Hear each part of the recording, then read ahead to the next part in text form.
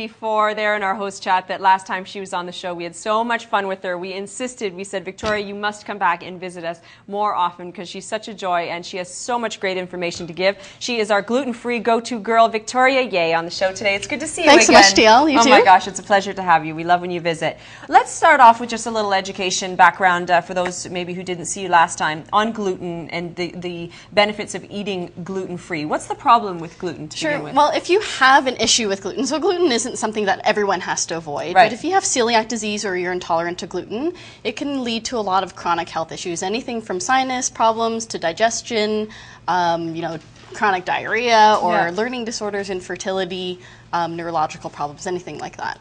And there are health benefits for those even that aren't sensitive, right? Like people that start to remove it from their life actually start to feel better overall anyway? Yeah, I would say, the easiest thing to do when you're trying to avoid gluten is to eat real foods. Right. And really that can benefit anyone if you're just eating more fresh vegetables and fruits and all of that stuff. Now, we're talking about the amount of people on average that are affected by this, because it seems to have grown quite a lot in the last 5, 10, 15 years, and as you do your groceries, you notice that you might have had one little section in the supermarket. Now that's grown to a whole aisle in some places. Yeah, I think it's just been a lot more awareness around gluten and gluten intolerance, and people are just sort of discovering and asking those questions about why they've had these chronic health issues throughout their lives, and that demand is manifesting in more choices in the grocery aisle. Well, happily you are here as well to help us. You have your fantastic book. It's called Where Do I Start? Your Essential Gluten-Free, Dairy-Free, and Sugar-Free Food Allergy Cookbook, and you're going to take us through some of this goodness here today. So last time I was here,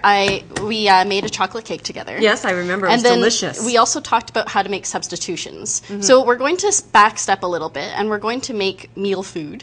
Okay. And then we're also going to talk about how to prepare food, because that's really important. Okay. Because if you don't prepare your food properly and you don't handle it properly, then you can get sick from cross-contamination. All right. So there's 3 things you need to know to not get sick, and while I talk about that, you can beat that. Egg white. Egg white, okay, certainly. Okay. Victoria made me use this last time she was here, so I'm going to see. Turn that. So there's 3 things you need to know. No, that's fine. Yep.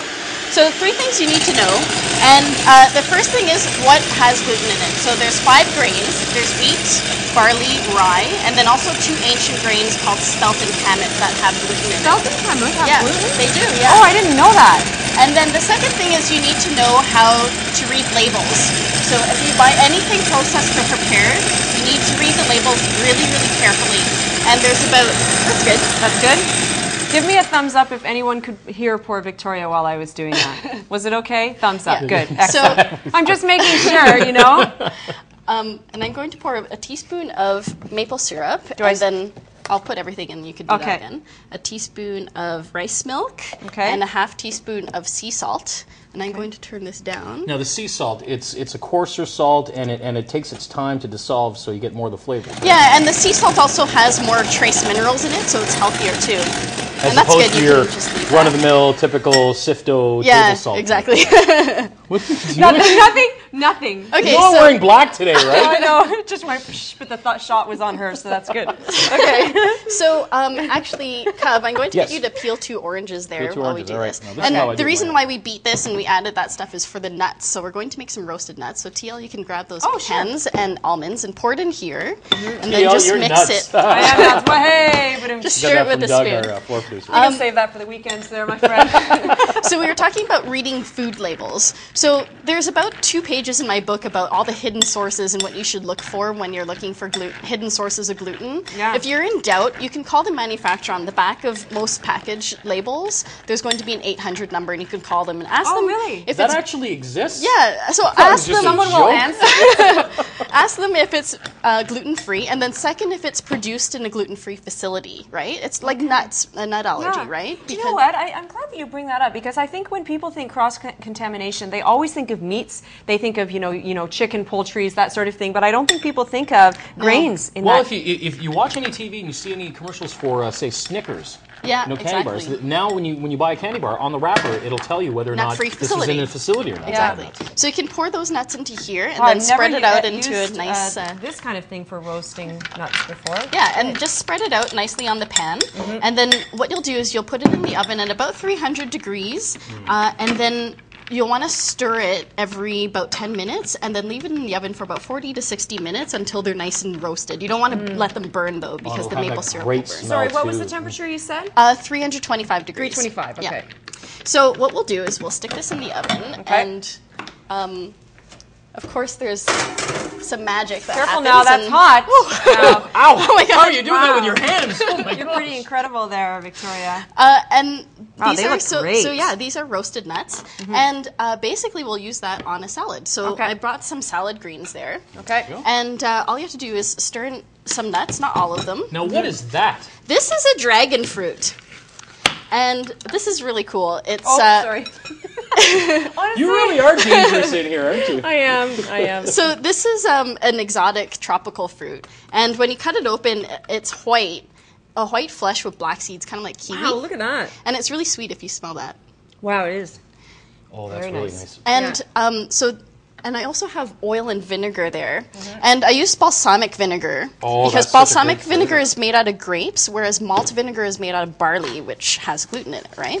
Now, hear that barley. Honestly. So, beer, there is barley in beer. So Yeah, be careful if you're intolerant of this stuff. You got to put the So pints down. balsamic is made from grapes. I didn't. Yes. And the other is made from. Yep. That's good to know. So right before you're ready to serve the salad, you can pour some of that dressing over it, and then Right before? yeah. Well, I mean now, okay. Now. I was gonna say, And then are we ready? Add those oranges, and all you have to do is stir them up, and yeah, you put some nuts in there.